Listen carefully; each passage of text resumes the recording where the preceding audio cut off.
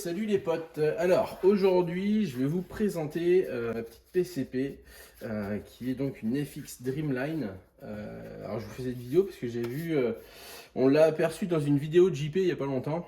Et du coup dans les commentaires voilà, il y avait pas mal de personnes qui interagissaient sur la bécane. Donc du coup je vais vous faire une petite vidéo, vous présenter un petit peu la carabine et tout ce qui a été modifié dessus parce que elle a été quasiment entièrement modifiée et optimisée du coup. Et pourquoi j'ai fait ça. Donc FX Dreamline en calibre 5.5.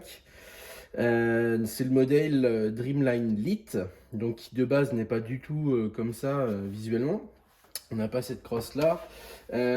Donc justement voilà, ce que j'ai changé, la première chose, donc j'ai mis le kit FX Tactical qui comprend donc le rail et justement la crosse, je sais plus comment ça s'appelle, mil-spec, pardon, rétractable, et avec la crosse Hogue derrière.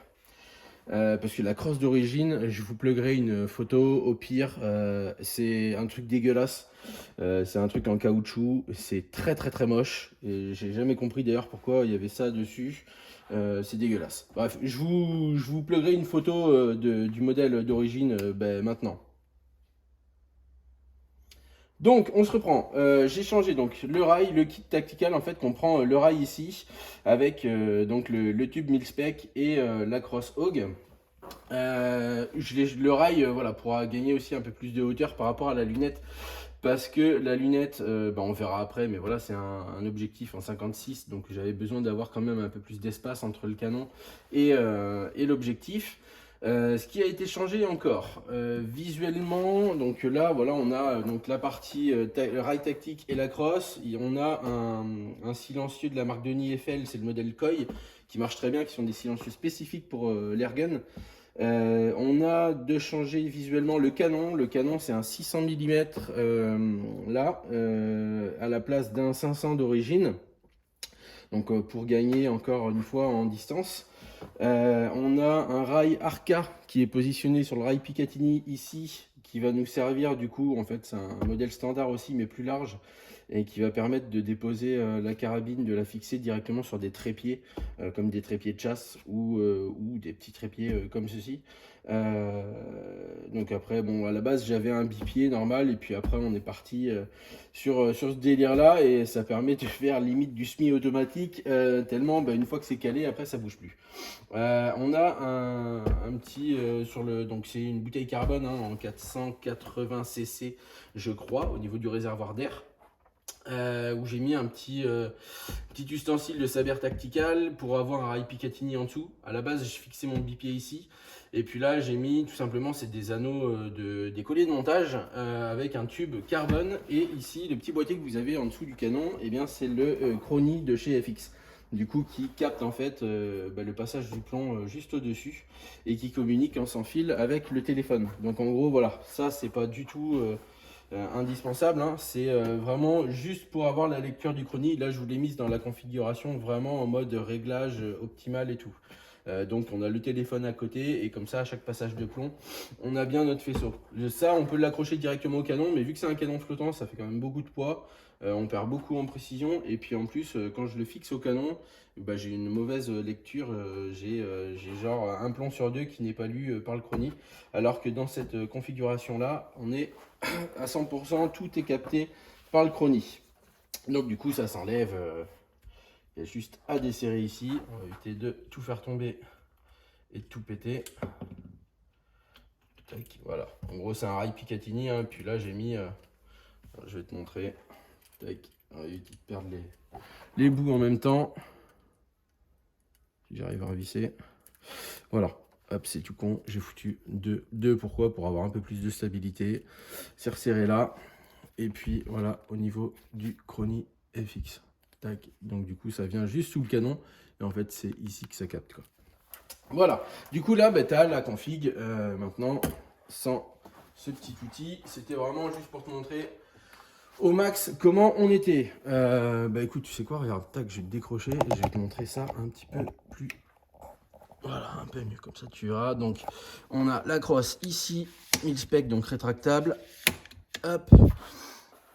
Donc le rail tactique, c'est ça. Sinon, ta lunette, elle vient se poser directement dessus. On a alors les deux bases avec le plénum ici qui rajoute 17 cc au niveau de la charge devant le plomb. Voilà, la bouteille carbone. Donc sinon, ça, bah, c'est sur ça que je dépose. La barre qui va jusqu'au chrony et donc le silencieux, enfin modérateur de son de l'IFL Koi. La lunette, c'est une Hawk, c'est une... attends, hop, on va retourner ça, clac, comme ça je te montre l'autre côté. La lunette, c'est une Hawk Sidewinder en 8,32. Donc c'est le plus gros grossissement dispo. La roue derrière, c'est la roue de réglage pour le parallaxe. Rétro-éclairé. C'est une second focal plan. Donc le zoom, le réticule ne grossit pas en fonction du zoom, comme dans la précédente vidéo où je montrais, où je parlais de la lunette, excuse-moi parce que je cadre plus en même temps que je parle, où je parlais par rapport à la lunette que j'ai installée sur la 308. Donc une lunette, franchement, je l'ai eu vraiment à très bon prix par rapport à ce qu'elle coûte, parce que vous allez me dire que sur du PCP ça sert à rien d'avoir ça, et c'est exact, ça sert à rien d'avoir ça, mais bon, qui peut le plus peut le moins comme on dit. Et puis et après bon, faut savoir que la bécane quand même, mine de rien, ça a une très bonne portée, puisque en stand, bon, je suis limité toujours par 200 mètres au niveau de la distance, mais à 200 mètres ça touche du gong, et ça touche du gong très facile en fait. Donc là on a accès, donc le petit levier. Après je vais vous dire, bon remarque on va le faire maintenant, hein. Donc la sonde a été changée, on est sur la sonde pellet. On a changé le port de transfert, qui est le port de transfert UMA, donc beaucoup plus grand. Le changement aussi au niveau du ressort de marteau, donc qui se trouve de l'autre côté au niveau du réglage. Donc le port de transfert, donc quand j'ai changé le canon, en même temps j'ai pris un liner, donc ça c'est le shroud, hein, c'est l'enveloppe, et à l'intérieur il y a le canon qui est beaucoup plus petit que ça du coup, le canon j'ai passé un heavy liner, donc un canon plus lourd, qui va être plus conçu pour les slugs ou les plombs beaucoup plus lourds, que j'ai passé en 600 avec du coup le shroud en 600. Et puis le ressort de marteau, j'ai dit, et puis je pense que c'est tout. Ouais, port de transfert, la sonde pellet, et c'est tout. En fait, j'ai changé tout ce que je pouvais changer dessus. Et là, au niveau du passage au chrony, on sort à peu près 65 joules sur du slug HN en 28 grains ou 27, je sais plus trop ce que c'est. Donc ouais, c'est quand même costaud. D'origine, hein, ça sort 40 joules à peu près. Moi d'origine j'avais 42 joules dessus, et du coup voilà, toutes les configs quand même permettent d'optimiser au max. Et donc ouais, ça touche du gong vraiment très bien à 200 mètres. Je te remets sur le trépied, clac. Ça touche du gong vraiment très bien, très facilement à 200 mètres. Donc de toute façon, dans cette config là, franchement, il y a moyen d'aller bien plus loin. Au niveau du petit chargeur, clac, on est sur un truc, c'est quelque chose de fait en impression 3D, hein. Petit chargeur comme ça, je crois que c'est en calibre 22, tu en mets 18. 18 plombs dedans, donc ça par contre c'est top parce que ça fait une très bonne autonomie. Le réservoir d'air avec, là dans la config je tire à peu près, donc moi je suis régulé à 145 bars. Le régulateur du coup est, le régulateur est réglable, du coup je suis réglé dessus à 145 bars. Et en autonomie, je crois que sur des chargeurs 18 coups comme ça, j'en tire à peu près 4 ou 5 à pleine puissance. En sachant qu'avec la bouteille carbone, on peut gonfler théoriquement jusqu'à 250 bars. Moi, perso, je me gonfle à 220-230 bars à chaque fois. Donc compresseur, hein, parce que là, la pompe, voilà, on va passer plus de temps à pomper qu'à tirer. Et le plaisir, c'est plus dans le tir que de la pompe. Du coup, grosse fluidité au niveau du levier, hein. Donc c'est pour ça quand on dit limite en semi-auto, c'est surtout que dans cette position, quand c'est réglé, quand c'est en place, hein, c'est on chambre, shoot, clac clac, chambre, shoot, clac clac, et puis voilà quoi, hein. C'est très fluide, très rapide, et surtout c'est d'une précision inégalable, hein. C'est du trou dans trou, même à 50 mètres, hein, ça bouge pas d'un poil, hein. C'est impressionnant. Donc voilà, en gros, la FX Dreamline, pourquoi j'ai fait ces changements-là pourquoi j'ai cherché à l'optimiser vraiment au maximum pour toujours dans le but de tirer le plus loin possible tout en restant le plus précis. Donc là, la config, alors après, bon, ici avec le petit trépied comme ça, voilà, c'est un stand, hein, ça bouge pas, hein. Après, en stand, je m'amuse pas vraiment avec ça. Il y a la molette sur le côté ici qui va nous permettre de le... Voilà, là on est dans une position libre.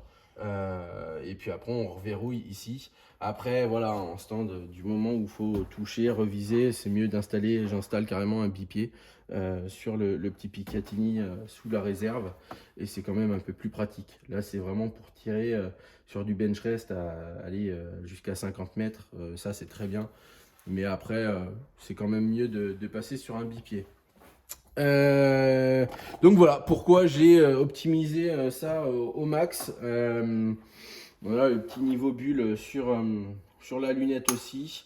Les petits bonnettes Hawk en alu aussi. Et puis là en gros il n'y a plus rien à faire sur la bécane. Juste à gonfler, foutre les plombs, les slugs et puis envoyer. Voilà, une petite vidéo courte pour vous montrer ça. Et puis si vous avez des questions, n'hésitez pas, les commentaires c'est fait pour ça. Et puis voilà, je vous souhaite une bonne fin de journée ou de soirée ou une bonne matinée en fonction de l'heure où tu regardes la vidéo. Et puis voilà, allez, salut les potes!